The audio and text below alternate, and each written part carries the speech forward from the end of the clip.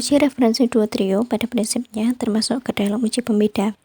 Uji referensi duo trio hampir mirip dengan uji triangle. Namun pada uji triangle yakni mencari perbedaan dari 3 sampel yang disajikan. Namun pada uji referensi duo trio yakni pada prinsipnya mencari sampel yang sama dengan sampel referensi. Selanjutnya untuk alat dan bahan yang diperlukan yakni sampel referensi, kemudian sampel uji pertama dengan kode 385, kemudian sampel uji kedua dengan kode 712, kemudian air untuk berkumur, kemudian tempat sampah, kemudian ada form uji referensi duo trio, dan terakhir ada alat tulis. Kemudian untuk langkah-langkah kerja, yang pertama panelis berkumur terlebih dahulu, kemudian membuangnya ke tempat sampah, kemudian panelis mencicipi sampel referensi, kemudian dibuang dan berkumur lagi. Kemudian panelis mencicipi sampel di sebelah kiri panelis, kemudian dibuang dan berkumur lagi. Kemudian panelis mencicipi sampel uji yang berada di kanan panelis, kemudian dibuang dan berkumur lagi. Setelah itu, panelis mengisi form uji referensi duo trio dan menentukan sampel mana yang mirip dengan sampel referensi. Baik, di sini saya berperan sebagai penguji. Baik, langsung saja kepada panelis. Di sini Anda diminta untuk menentukan sampel uji mana yang sesuai dengan sampel referensi. Baik, langkah pertama yang harus Anda lakukan yakni Anda berkumur terlebih dahulu dan membuangnya ke tempat sampah. Kemudian Anda mencicipi sampel referensi, kemudian dirasakan, dibuang dan berkumur lagi. Kemudian Anda merasakan sampel uji yang pertama, kemudian dirasakan dan dibuang kembali, kemudian berkumur kembali. Kemudian Anda merasakan sampel uji yang kedua, kemudian dibuang. Kemudian Anda mengisi uji referensi duo trio dan menentukan sampel mana yang mirip dengan sampel referensi.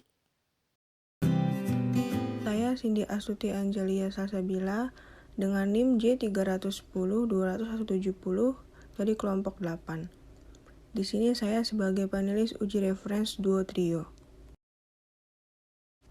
Di depan saya sudah terdapat air mineral untuk berkumur, plastik kresek, dan juga terdapat 3 biskuit. Ada biskuit yang sebagai referensi, lalu sebelah kiri sampel 1 dengan kode sampel 385 dan sampel 2 dengan kode sampel 712.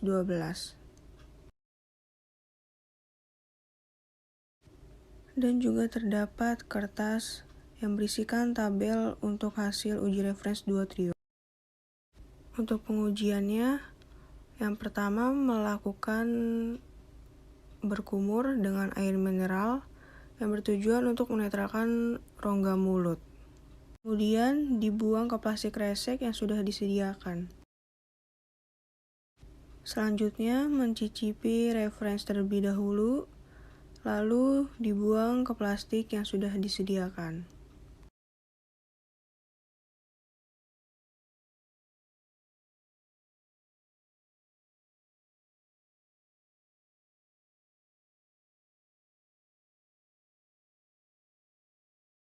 Berkumur kembali dengan air mineral dengan tujuan untuk menetralkan rongga mulut.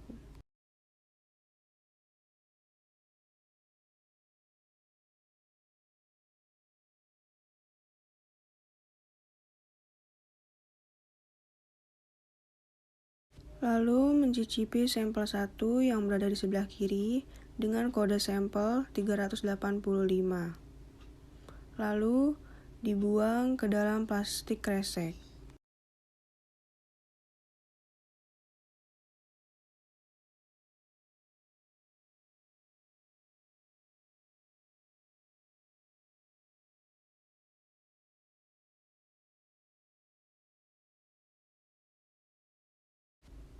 Berkumur kembali dengan air mineral.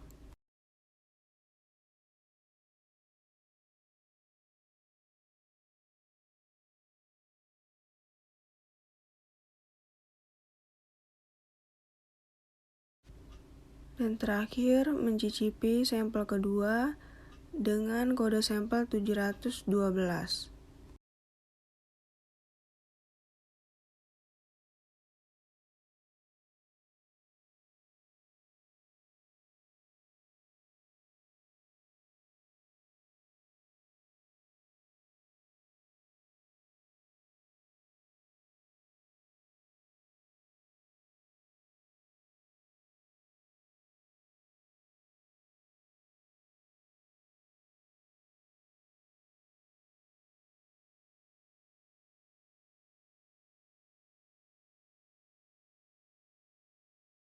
Setelah mencicipi semua sampel, selanjutnya menentukan sampel mana yang sama karakteristiknya dengan reference.